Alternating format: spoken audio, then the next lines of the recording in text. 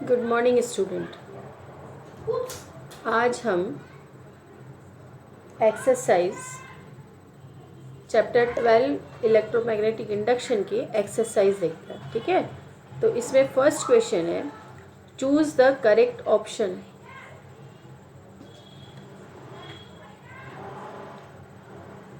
Choose the correct option में first question है अ circular, एक मिनट,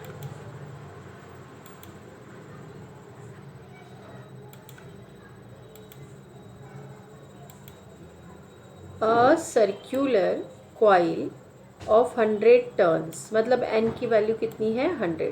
ठीक है, with a cross sectional area, मतलब ए की वैल्यू कितनी है ऑफ 1 मीटर स्क्वायर, मतलब 1 मीटर स्क्वायर। ठीक है, ए की value is capped with its plane perpendicular to the magnetic field of 1 tesla, मतलब बी की वैल्यू कितनी है 1 टेस्ला। ठीक है, what is the magnetic flux linkage with the coil, मतलब फाई की वैल्यू। ठीक है, अब what is the magnetic flux linkage with the coil, अब कॉइल में कितने टर्न है एन, तो सभी के कारण जो मैग्नेटिक फ्लक्स में चेंज आएगा वो कितना होगा एन फाई। तो हमको यहाँ पर क्या निकालना है, एन फाई फाइंड करना है। तो N phi is equal to B A होता है, यहाँ पे एन से मल्टीप्लाई किया तो यहाँ से भी एन पे मल्टीप्लाई करना पड़ेगा। तो क्या हो जाएगा, N phi is equal to N B A. Value put कर दो, एन की 100 है, बी की 1 टेस्ला है, ए की भी 1 मीटर स्क्वायर है, सब पुट किया तो 100 वेबर आ गया। ठीक है, तो अब ये जो आंसर है आपके ऑप्शन में वो है बी ऑप्शन में 100 वेबर। ठीक है, तो फर्स्ट वाले का जो आंसर हुआ वो ऑप्शन बी हो।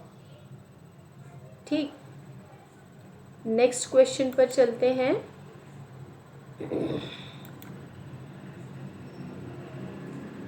अगला क्वेश्चन है, देखते हैं अगला क्वेश्चन, सेकेंड क्वेश्चन फर्स्ट।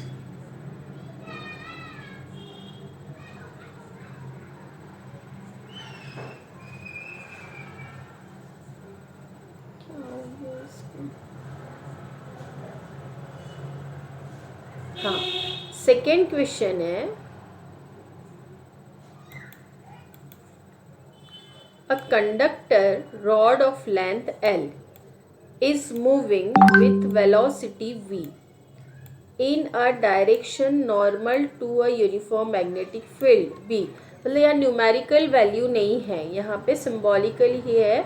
तो सिम्बॉल दिए हुए, लेंथ का L दिया हुआ है, वेलोसिटी का V दिया हुआ है, मैग्नेटिक फील्ड B दिया है। तो what will be the magnitude of induced EMF produced between the ends of the moving conductor. तो ये तो फॉर्मूला ही है B L V, E is equal to कितना आता है बी एल वी, वो अपन ने बीच में सॉल्व किया है लेंस लॉ, जब हम प्रूफ करते हैं ना उस समय ई की वैल्यू कितनी फाइंड करते हैं हम बी एल वी। तो आप डायरेक्ट ही लिख सकते हो, ऑप्शन ए यहाँ पर राइट है। ठीक है, क्योंकि ये तो फॉर्मूला ही है, इसको बहुत कुछ कैलकुलेट करने की ज़रूरत नहीं है।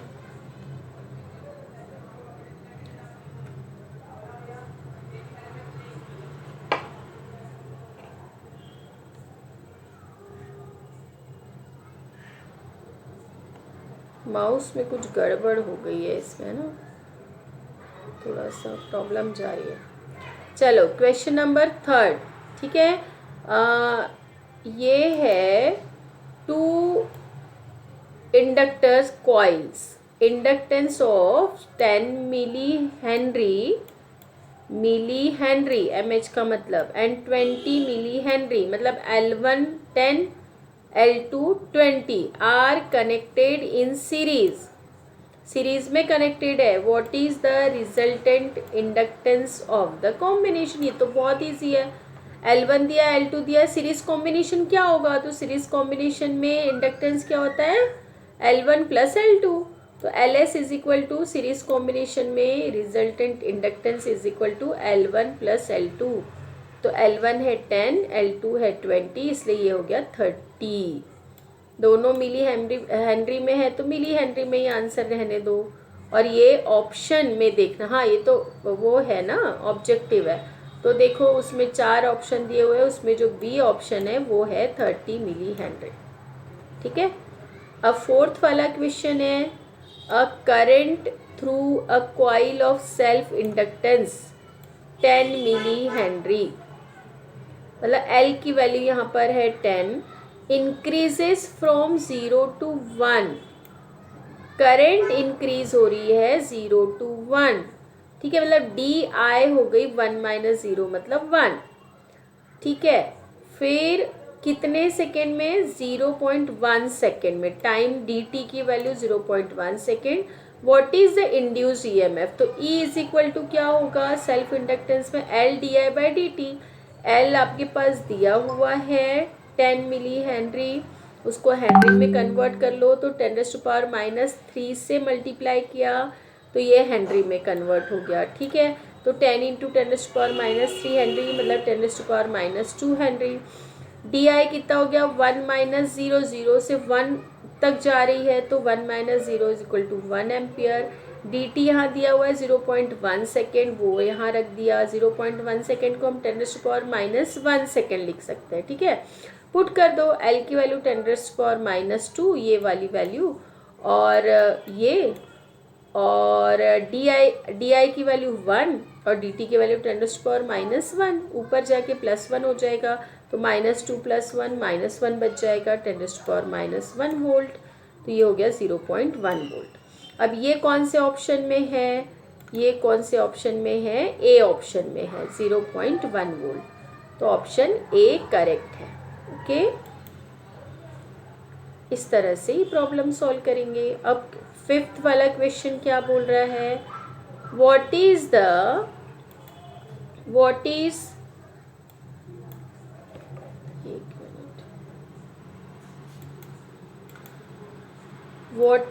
the energy required to build up a current of 1 ampere in an inductor of 20 millihenry। I current दिया हुआ है 1 एम्पियर, एल दिया हुआ है 20 मिली हेनरी। ठीक है, इसको 20 मिली हेनरी को कन्वर्ट करते हैं हेनरी में, तो 20 इंटू 10⁻³ हेनरी, मिली की जगह 10⁻³ माइक्रो रहा तो 10⁻⁻6, ओके, नैनो रहा तो 10⁻⁻9, पीको रहा तो 10⁻⁻12, ये याद रखना। क्या बोल रहा है, एनर्जी, तो यू की वैल्यू फाइंड करनी है। U इज इक्वल टू क्या होता है, 1/2 LI²। यदि ये याद नहीं आता है तो आप काइनेटिक एनर्जी का फॉर्मूला 1/2 mv² याद करो, और उसके अकॉर्डिंग जब हमने पढ़ा था तो कंपेयर किया था, उसके अकॉर्डिंग कंपेयर करके भी आप एनर्जी का फॉर्मूला याद भी रख सकते हो और लिख भी सकते हो उस तरह। ठीक है, तो इज इक्वल टू एल की वैल्यू है हमारे पास, वो पुट कर दिया, आई की वैल्यू भी दी हुई है वो पुट कर दिया, सॉल्व कर दिया यहाँ पर, तो अपना आंसर आ गया 0.10⁻² जूल आ गया। ठीक है, लेकिन शायद आपकी बुक में मिली जूल में दिया हुआ है आंसर, इसलिए हमने यहाँ 10⁻³ को -2 को -3 करने के लिए 10⁻⁻1 से मल्टीप्लाई करेंगे। जब अपने मन से हम 10⁻⁻1 से मल्टीप्लाई कर रहे हैं तो 10⁻1 से भी मल्टीप्लाई करना पड़ेगा, क्योंकि इन दोनों का जो मल्टीप्लिकेशन है वो होता है 1, है ना, तो 1 यदि हम मल्टीप्लाई करते तो कोई फ़र्क नहीं पड़ता, इसलिए हमें ऐसा करना पड़ेगा। अब ये 10⁻⁻3, 10⁻1, 10⁻2 और -1 कितना हो जाएगा, -3, और ये हो गया 10, मतलब हमको कितना मिल गया, 10 इंटू 10⁻³ जे, तो 10⁻³ की जगह हमको मिली लिखना है, एम लिखना है, तो 10 मिली जूल, ऐसा हमारा आंसर है। ठीक है, क्योंकि बुक में आंसर ऐसा दिया हुआ है मिली जूल में, तो हम उसको इस तरह से कन्वर्ट करेंगे। अब देखो मिली जूल में दिया है इसलिए हमने 10⁻³ लाया, लेकिन हमारा आंसर आ रहा हो मिली जूल में और उसको जूल में करना हो तो वो भी हम लिख सकते हैं, मिली की जगह 10⁻³ लिख देंगे। तो इस तरह से आंसर के अकॉर्डिंग हम थोड़ा सा चेंजेस कर सकेंगे। अब क्या है, क्वेश्चन नंबर 2। क्वेश्चन नंबर 2 में तो 3-4 क्वेश्चन है, वो सारे डेरिवेशन है, और डेरिवेशन आपकी बुक में है, हमने थ्योरी में समझाया, इसलिए हम वो क्वेश्चन नहीं लेते और हम इसके आगे क्वेश्चन नंबर 3 से न्यूमेरिकल करते हैं। ठीक है, तो ये जो न्यूमेरिकल है हम ये सॉल्व करते हैं। क्वेश्चन नंबर 2 के सभी क्वेश्चन लॉजिकल तो नहीं है, सारे डेरिवेशन है जो हम समझ चुके हैं, तो वो आप कर लेना। ठीक है, और शायद यदि आपने डेरिवेशन कर लिया हो इसके पहले समझ के, तो वो क्वेश्चन नहीं करोगे तो चलेगा, है ना। बस डेरिवेशन के आगे वो क्वेश्चन लिख लेना, स्टिकी नोट्स चिपका करके भी वो क्वेश्चन लिख सकते हो। ठीक है, चलो अब क्वेश्चन नंबर 3 क्या बोल रहा है।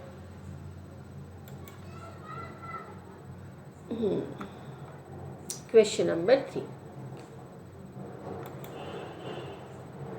इन अ फेराडे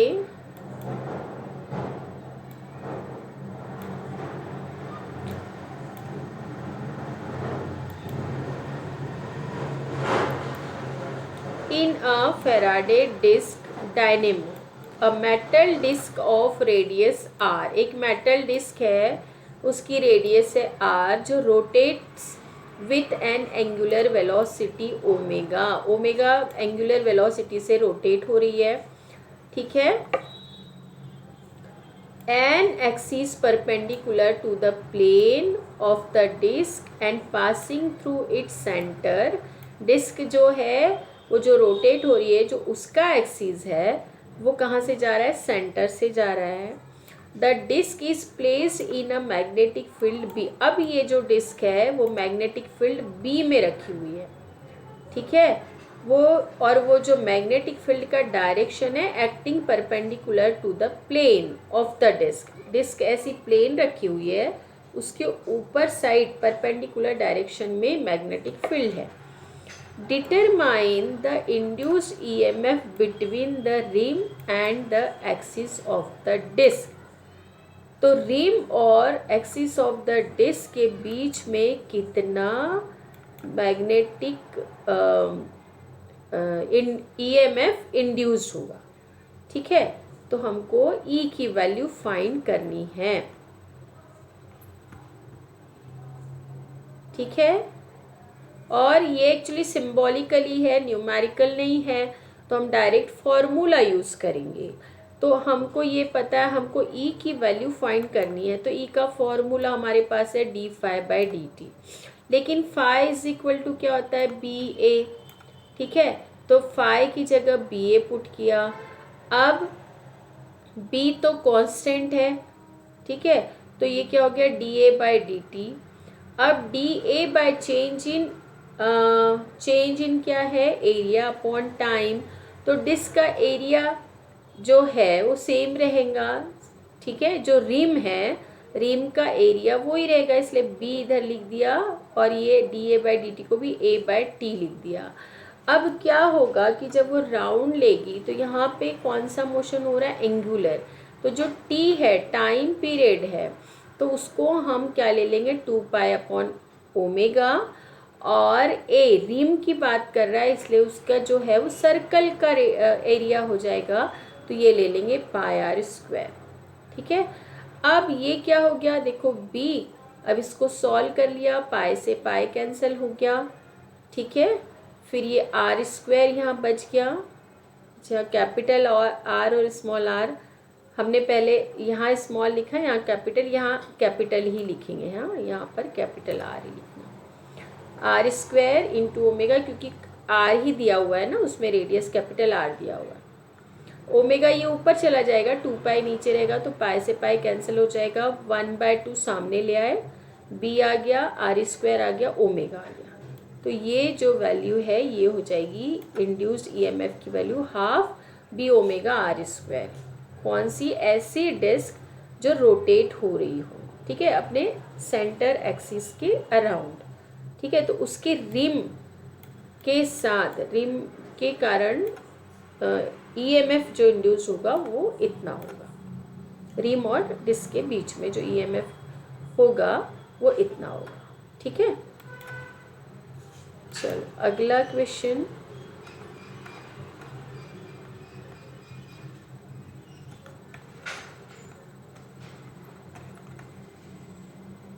थोड़ा माउस गड़बड़ है इसका, तो प्रॉब्लम जा रही है ना। फोर्थ वाला क्वेश्चन है, a horizontal wire 20 metre long extending from east to west is falling with a velocity of 10 metre पर second.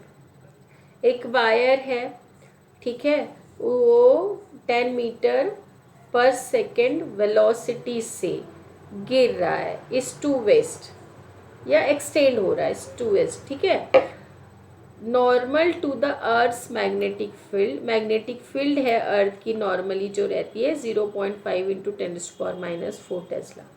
What is the value of induce EMF in the wire, तो wire में कितना EMF induce होगा, बस यही है। Magnetic field इतनी है, वेलोसिटी इतनी है, वायर की लेंथ 20 है, तो ईएमएफ कितना इंड्यूस होगा। तो ईएमएफ इज इक्वल टू क्या होता है, बीएलवी। अभी भी इसके पहले भी हमने एक क्वेश्चन में देखा है ना, बीएलवी होता है ना, जब एल भी दिया हुआ है वी भी दिया हुआ है, तो ईएमएफ इंड्यूस क्या होता है, E is equal to BLV. बस वही पुट करेंगे।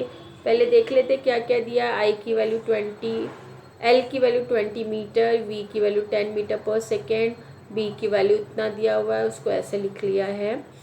तो हमको E इज इक्वल टू पता है BLV होता है, पुट कर दो वैल्यू B की जगह, L की 20, V की 10, सॉल्व कर दिया सबको, तो आंसर आ गया 10⁻⁻² वोल्ट। E की वैल्यू है वोल्ट लिखेंगे, पर आंसर में शायद मिली वोल्ट है, तो इसको मिली वोल्ट करने के लिए वही पहले जो हमने अभी किया था कि यहाँ पर 10⁻⁻1 इंटू 10⁻1 ऐसा लिखेंगे। 10⁻² और -1 -3 हो जाएगा, और यहाँ पे 10 हो जाएगा, तो 10 इंटू 10⁻³ लिखेंगे ये वोल्ट, और ये -3 की जगह अब हम यहाँ क्या लिख देंगे, 10⁻³ की जगह मिली, तो ये हो गया E की वैल्यू 10 मिली वोल्ट, ठीक है। तो ये इस तरह से आपके जो बुक में आंसर दिया हुआ है उसके अकॉर्डिंग हमने आंसर लाने के लिए ये चीज़ किया, ठीक। चलो अगले क्वेश्चन पर बढ़ते हैं। Question number 5। क्वेश्चन नंबर 5 में क्या है, अ मेटल डिस्क, ठीक है, is made to spin at 20 revolution per second. लिख लेंगे F की value 20 revolution per second RPS, ठीक है। About an axis passing through its centre and normal to its plane, the disc has a radius 30 centimetre. R की value 30 centimetre है, 30 centimetre को metre में तुरंत कन्वर्ट कर लेंगे।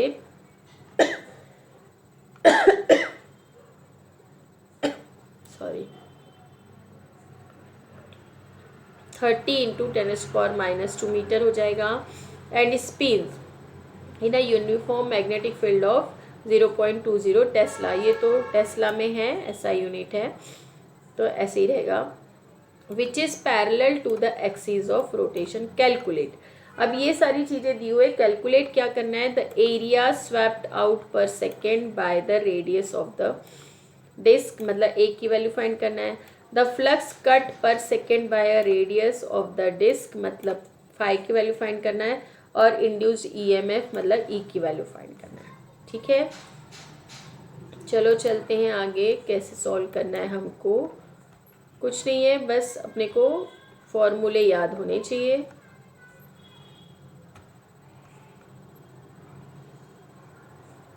देखो सबसे पहले यहाँ पर जो जो दिया हुआ है वो लिख लिया, जो हमने अभी डिस्कस किया था कि क्या क्या दिया हुआ है, ये सारी चीज़ें लिख ली, ठीक है।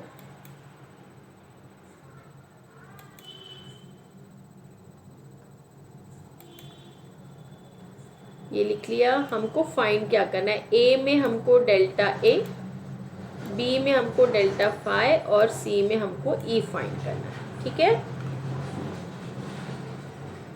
ना।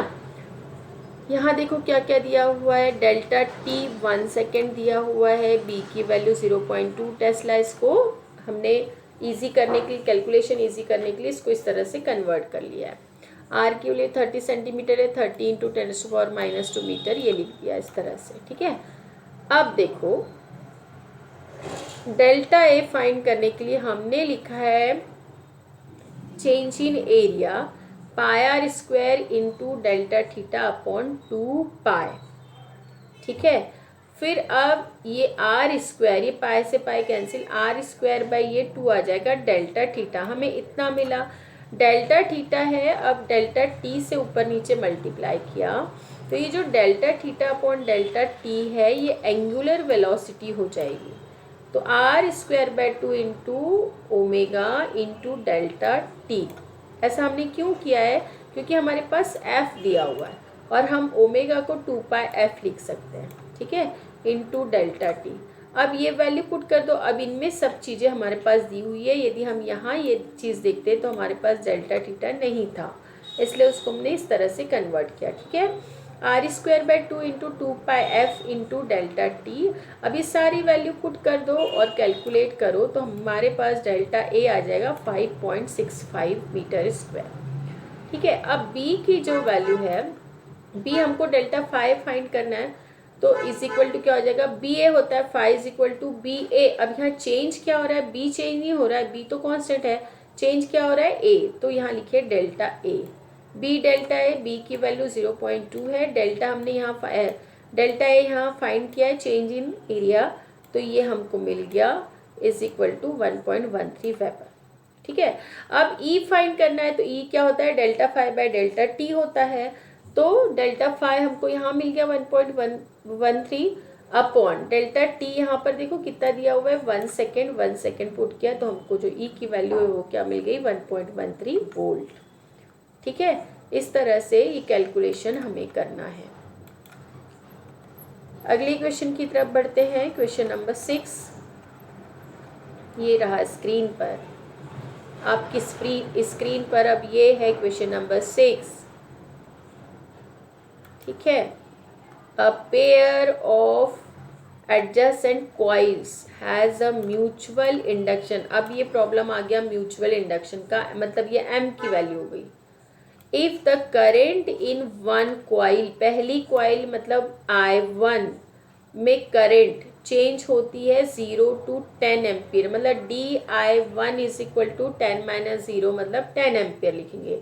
इन 0.2 सेकेंड, मतलब DT की वैल्यू कितनी हो जाएगी 0.2 सेकेंड। IP भी लिख सकते हैं I1 की जगह, DIP हो जाएगा 10 और DT हो जाएगा 0.2 second. What is the change of flux, ये तो इजी है, linkage with the other coil, ठीक है। फॉर्मूला क्या है हमारा, phi is equal to M DIP by DT, है ना। ये देखो यहाँ पर क्या निकालना है हमको, change in flux with respect to time, मतलब d∅s अपॉन dt, ठीक है। अब ये क्या होता है d∅s upon dt into M into DIP upon DT, ये फॉर्मूला है हमारे पास,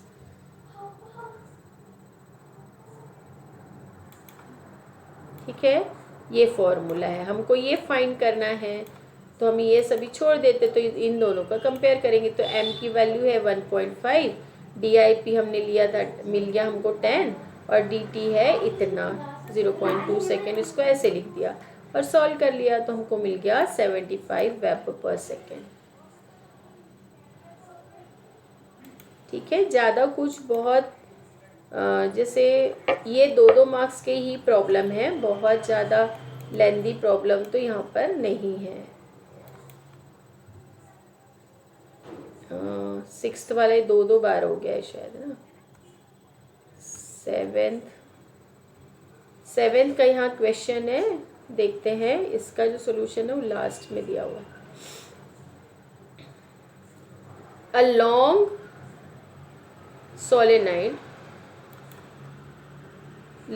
solenoid consisting of 1.5 into 10⁻³ turns per meter, मतलब ये दिया हुआ है अपने पास n is equal to N/L, ऐसे बोल सकते हो, है ना। तो कैपिटल N की वैल्यू हो गई कितनी 1.5 स्मॉल एन की वैल्यू ये n बाय एल, मतलब ये हो गई 1.5 इंटू 10⁻³ ऐसा हो गया ये, ठीक है, टर्न्स पर second. Has an area of cross section of 25 centimetre square, area 25 centimetre square है, इसको मीटर में कन्वर्ट कर लेंगे। A coil C consisting of 150 turns and C is wound tightly around the centre of the solenoid, यहाँ solenoid की बात हो रही है, ठीक है।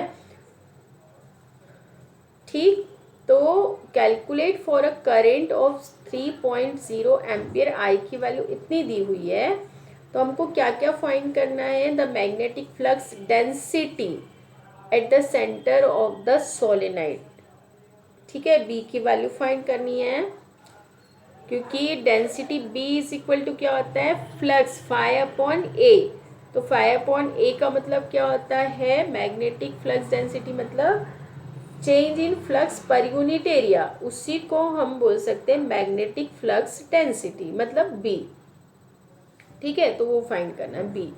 The flux linkage in the coil, ठीक है, तो क्वाइल C में कितना फ्लक्स लिंकेज हो रहा है वो, और C में द एवरेज EMF निकालना है in the coil C if the current in the solenoid is reversed in the direction in a time of 0.5 second, मतलब ये डायरेक्शन लौट रहा है, रिवर्स हो रहा है, उस समय हमको एवरेज EMF निकालना है, ठीक है। चलो देखते हैं, और वो कितनी देर में लौट रहा है, 0.5 सेकेंड। तो इस तरह से ये चीज़ें है, समझना है इसको। यहाँ पर ये दिया हुआ है, ये 8th क्वेश्चन आ गया, इसका मैंने आंसर जो है वो लास्ट पेज में आएगा।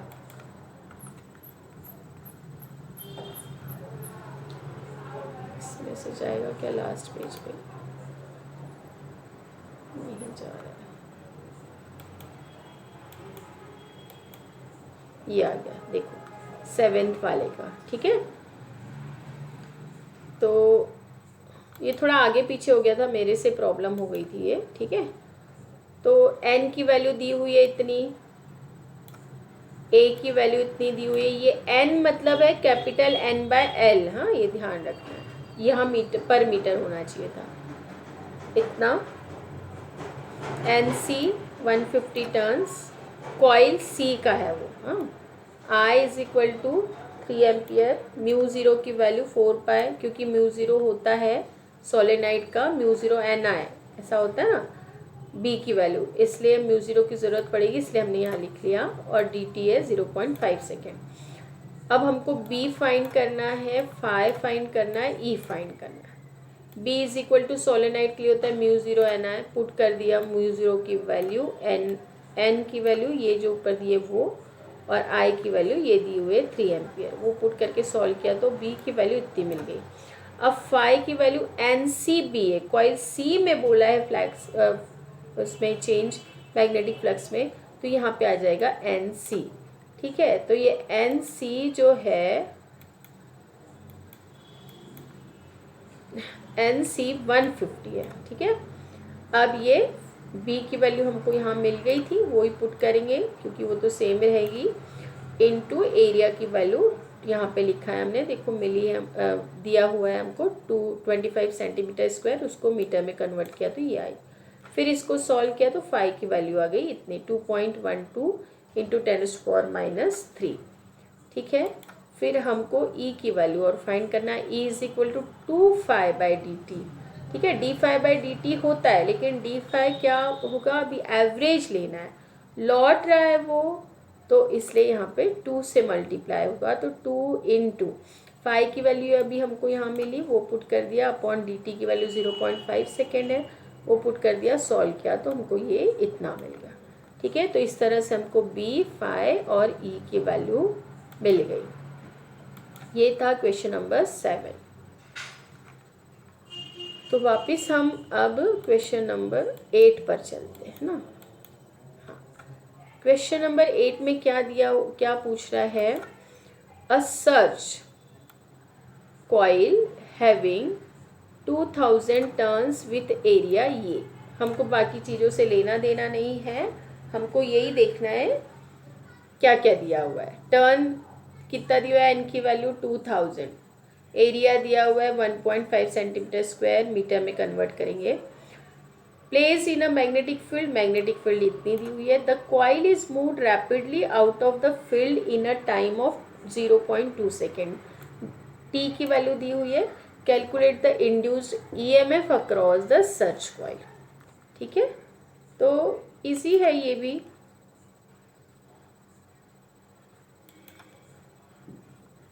ये सारी चीज़ें पहले लिख लो क्या क्या दिया हुआ है, अभी जैसे हमने समझाया। ई फाइंड करना है, ई की value D phi by D T होती है। डी टी की फाई की वैल्यू क्या हो जाएगी, N B A, N B रखा, D A by D T यहाँ आ जाएगा। तो हमको वैसे भी डी ए की वैल्यू अलग दी हुई है, डी टी की अलग दी हुई है, एन की दी हुई है, बी की दी हुई है, बस वो वैल्यू ही तो पुट करना है। वैल्यू पुट करेंगे तो हमारे पास ये सारी वैल्यू पुट किया, कैलकुलेशन किया, तो ये आ गया हमारे पास, और ये आंसर आ गया 0.9 वोल्ट।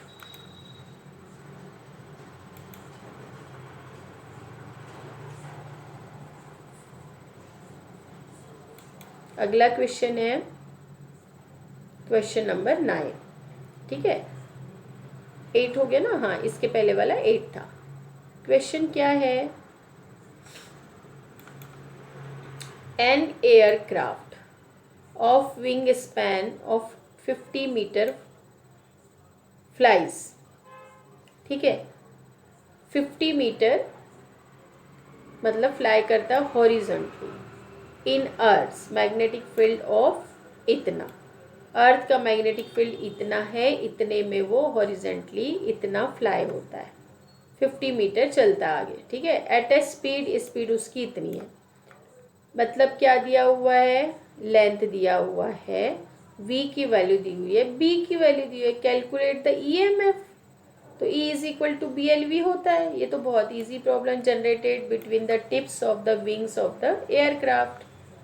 तो E is equal to B L V होता है, क्या दिया हुआ है ये देख लिया हमने, और ये लिख देंगे क्या दिया हुआ है ये देख लेंगे, और अब उसके अकॉर्डिंग फॉर्मूला रख देंगे। देखो E is equal to B L V, B की वैल्यू पुट कर दिया, एल की, एल बस ये है 50 सेंटीमीटर है, इसको मीटर में कन्वर्ट कर लेंगे तो 50 इंटू 10⁻⁻2 हो जाएगा। मैंने नहीं पुट किया यहाँ पे, 50 मीटर दिया हुआ है, सॉरी यहाँ रॉन्ग लिखा हुआ है, ये रॉन्ग लिखा हुआ है, 50 मीटर ही दिया हुआ है, ये सी हटा देंगे, मीटर दिया हुआ है। ठीक है, बी की वैल्यू 6 इंटू 10⁻⁵ टेस्ला है, वी की वैल्यू 400 मीटर पर, सभी ऐसा यूनिट में। तो बस वैल्यू पुट कर देंगे, सबकी कैलकुलेट कर देंगे, तो इतना आ गया 1.2 वोल्ट। ये तो बहुत इजी था, 9th क्वेश्चन होकर के इजी था ये क्वेश्चन।